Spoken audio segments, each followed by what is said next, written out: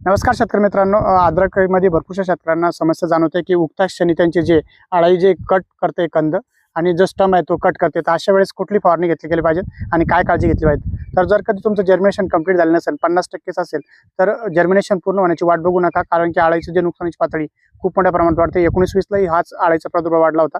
पाण्याचा कंडा असला की अळाईचा प्रादुर्भाव वाढतो. तर तुम्ही जे फवारणी आता जर कधी फवारणी तुम्हाला करायची असेल तर तुम्ही अँप्लिगो प्रति लिटर 1 ml अँप्लिगोचा स्प्रे घेऊ शकता, जेणेकरून सिजंटाचं जे अँप्लिगो होतं त्याचं प्रति लिटर 1 ml तुम्हाला फवारणी घ्यायची आहे.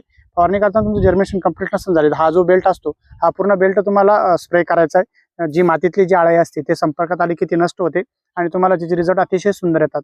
या अनुभवातून आलेलं आहे आणि तुम्हाला त्याच्यासोबत एक बुरशीनाशक तुम्ही घेऊ शकता. बुरशीनाशक घेताना तुम्ही रोको फ्लो घेऊ शकता, कौश फ्लो घेऊ शकता, प्रोपेनम घेऊ शकता किंवा M45 घेऊ शकता आणि त्यानंतरच त्यासोबत एक मिक्स मॅक्रोन्यूटन तुम्हाला घेणं गरजेचं आहे, जेणेकरून त्याचे रिझल्ट अतिशय सुंदर येतील. तुम्हाला जर कधी आमचा हा व्हिडिओ आवडला असेल तर आम्हाला